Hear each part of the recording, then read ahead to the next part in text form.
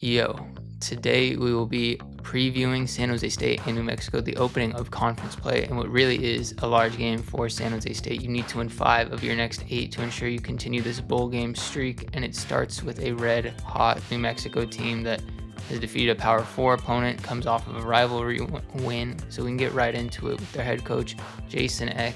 I mean, what a start he's had. He really inspires the community, inspires this team. What is really big for me predicting this game in particular is they've already played 4 different types of games in this season. In Michigan, they were down 17-0, but they always came back. They were kind of like an annoying piece of gum on the bottom of your shoe. They kept staying in that game until the fourth quarter when Michigan really broke things open with their run game and offensive line. But point being, they were really in it for quite a while. Then you go to Idaho State. Well, I mean, you host them, but point being, that was a close game. It was a really close game, and they found a way to just do enough in that fourth quarter to get over the hedge. UCLA, they really ran away with that one. And then last week against New Mexico, again, a little close for a while, but then they found a way to get things out. So they've played 4 different types of football games, as opposed to San Jose State, where they kind of played the same game. At least in Stanford, you could argue, no? There was the opening touchdown drive.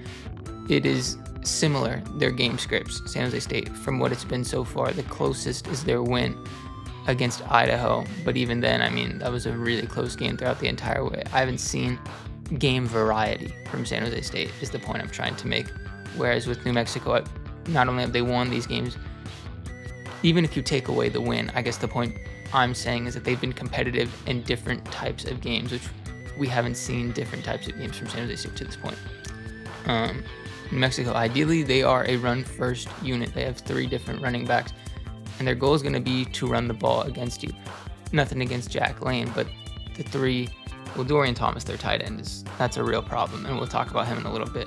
But they want to use their 3 offensive weapons in the backfield to wear you down. Their offensive line isn't anything to write home about necessarily, but they can get some good blocks, and that running after contact will really be their moneymaker, per se. Scotty Humphrey, he was a JUCO guy from Montana State. This team's really like the New Mexico in itself. Jason Eck coming up from Idaho. This whole team is kind of like the JUCO All-Stars, and they're winning. They have Scotty Humphrey. They have DJ McKinney, Sam Houston State freshman of the. He was a transfer from Sam Houston State and he was the Conference USA Freshman of the Year. So again, another big guy. And then Damon Bankston, a senior, who last week he was the one with the hot hand. He was getting the rock. Really, any one of these 3 running backs could defeat San Jose State this week. It's just a matter of being able to stop the run. And I think they did a great job against Stanford last week, showing that they can stop the run. But when you stop the run, as we mentioned, Dorian Thomas, that is a University of Arizona transfer. He's familiar with Brent Brennan, but this guy is a beast. He has been beasting so far to start the season. He's one of the best. I think he already might be. If I had to vote today, New Mexico would definitely have at least 2 all-conference votes, and Dorian Thomas would be one of them. He's a beast after the catch. I think he's only 6'2", but I mean, the catches he makes just looks like he's a physically imposing, bigger frame guy, which is something you don't see a lot of, but San Jose State's relatively undersized as well, so he's going to be a necessity to stop through the air. We need some double coverage there, and Isaiah Rivas has normally been the guy in the slot. Is he able to cover Dorian Thomas in these slick packages? And another thing to talk about is New Mexico. I think at least 1 trick play in every game so far. I don't think San Jose State's seen many trick plays, so that is going to be another big thing that they're going to need to at least keep their heads ready for and be able to stop. We talked about the offensive line and then save the quarterback for last, ironically. Normally everyone talks about them first, but Jack Lane. I think of him like Haynes King, if anyone's seen him this season. He's a real gamer, Jack Lane.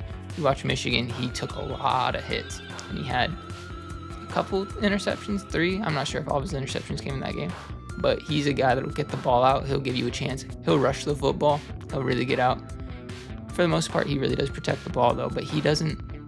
The Mexico State game, he made a couple really good throws, really nice throws. I went back, I watched all 4 of these games that New Mexico has played. I wasn't necessarily impressed with a lot of what Jack Lane had.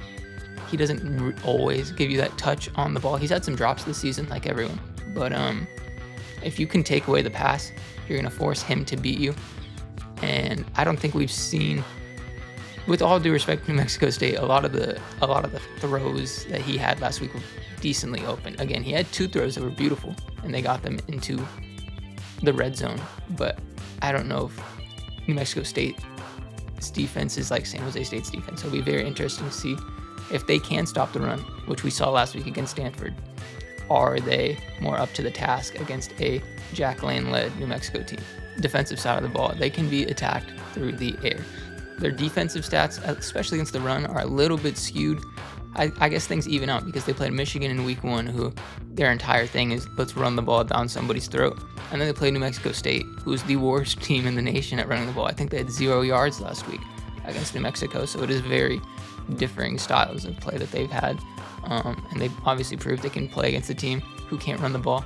San Jose State will be without Jabari Bates this week. Floyd Chalk is no slouch in the backfield, but it'll be interesting to see how frequently they mix in the run game.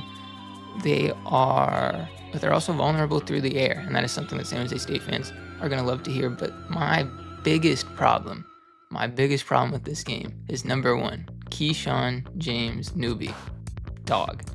He leads the team in pass breakups as a defensive lineman. That is not a stat you want to hear.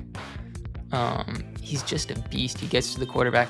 If you're somebody that watches these games and just watches the snap go into the quarterback's hands, watch the quarterback make the progressions just a couple of times this game, watch number 1 on the defensive line.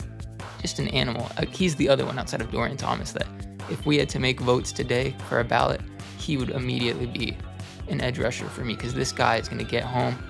But there's some uncertainty, at least in the New Mexico press conference. They're saying San Jose State has these wider sets that kind of counteract our pass rush. They had Central Michigan in week 1, and Michael Feldman did some work against San Jose State offensive line. So if New Mexico is uncertain, I suppose you, the viewer, has to be uncertain. But I think he's going to get home at least a couple of times.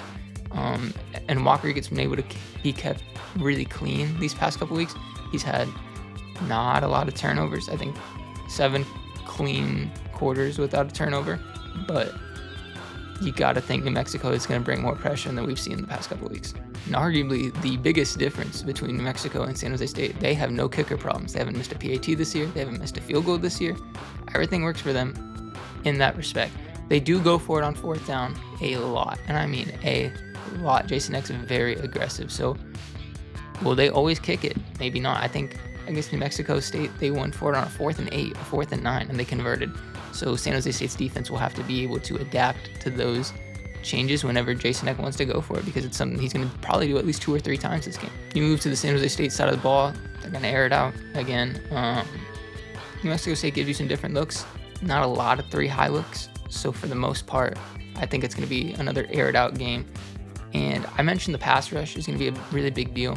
But even against Central Michigan, they were able to get the ball into Danny Scudero's hands, and he had a huge game, very close to 200 receiving yards. So I see no reason why the receiver corps won't go off again. And even in an event where Walker Eagat gets pressured a lot and potentially even has some bad decision-making moments, I think the receivers are still going to be able to win in this game. It's just going to be a matter of being able to get the ball to them. The defensive side of the ball, I mean, we saw Nafa Fonga last week, and the defense really thrive in this run, in the run stopping aspect. It'll be up to it's going to be a very interesting test for the San Jose State secondary, who's obliterated last week, and no other ways to say it, against Jack Lane, who he's coming off statistically his career highs, at least in Division I. But I think he needs a bigger game, quote unquote. Like I said, he's not a bad quarterback by any means, but I think this is just a different test for him. So if he's going to be able to beat this secondary, and not saying that in a way that San Jose State's proven themselves to be a Legion of Boom by any means, but it's going to be very interesting to see who wins that battle, because I think that battle arguably wins whatever team the game. Because San Jose State's secondary last week had trouble tackling, had tough coverage, so it'll be very interesting to watch. The biggest change that we are going to see for San Jose State will be that Matthias Brown will be the kicker this week. And we don't know his range yet. We also don't know how he acts in a game situation. But I think the biggest unknown is going to be Coach Ken's willingness to go for it on 4th down. We saw a couple of times last week he opts to go for it on 4th down instead. We see a couple of times where he opts to bring out the field goal kicker. But it all comes back to what we mentioned about at the very beginning. You are 1-3. You need a willingness to go and grasp this victory. You don't want to fall to 1-4 and then go back-to-back games on the road. One of them, I believe, is a short week again. So how willing are you to go for it if you were the San Jose State coaching staff? And will that always be the right decision? Even in the moment, I feel like you can kind of tell those things. Just how risky do you want to play it? I think that'll be a huge factor in this one. In my opinion, the 4 biggest factors in this game. Number 1, will San Jose State's pass rush be able to stop Keyshawn James Newby? I understand that there are a lot of factors in this game. I don't know if I have PTSD from week 1, but I really do think being able to stop this pass rush will be the number 1 thing for San Jose State to get a victory in this one, or if New Mexico can just dominate right out of the gate. There was so much of a problem in the first half of being able to contain Central Michigan's pass rush. I don't know. Keyshawn James Newby might be better than Michael Feldman. Admittedly, I'm not a Maction watcher, but he's a real guy. Keyshawn James Newby, it's going to be difficult to contain him. Will they be able to do it? That'll be in my opinion, the number 1 thing that'll decide this game. Number 2 is going to be the tackling of San Jose State. We saw a lot last week of just huge plays being able to happen, and not even necessarily just, obviously there were some just wide open players for Stanford, but there was also just some bad tackling going on in that second half, some in the first half. Are you going to be able to stop Scottrey Humphrey, DJ McKinney, Dorian Thomas, these huge yards after contact guys that they thrive in those situations? They're going to be able to bring them down in those one-on-one situations. Only time will tell in 24 hours, but that'll be a huge thing to watch for. Number 3 is going to be, like I said earlier, the San Jose State decision-making. You're going to have opportunities to get points on the board. Will you always take them? It's not even going to be a matter of can you get them. Are you going to go for it on 4th down? Are you going to send out Matthias Brown? There's going to be, you'd imagine, a couple really big decision points in this game. The Twitter meme, it's a big 3rd down right here. Can you get it to 3rd or 4th and manageable? Are you going to go for it on 4th and manageable? It'll be very interesting to see what the decision-making aspect is of this game. And then the 4th down stops, as we mentioned, New Mexico State, they love to go for it on 4th down. San Jose State's probably going to go for it on 4th down a couple times, just with an uncertainty. Even if Matthias Brown makes his first field goal, who knows? There might still be some uncertainty in that aspect. There's going to be a lot of 4th downs, I'd imagine, in this game. Who's going to get the best of each other on those 4th downs? That'll probably be the biggest storyline of the game. I got a couple obviously above that, but that'll probably be the biggest. It's just a matter of who will get the best of each on that time. If I had to make a prediction today, if I had to put my money down, it is with a saddened heart. I think New Mexico gets this win 34-28. Like I said, I think San Jose State's going to break out all the stops. They understand just how important of a game this is. And again, like I mentioned earlier, I don't know if I have PTSD from Central Michigan game 1, but I think this pass rush is just so resilient. They're going to cause a couple of bad decisions to be made.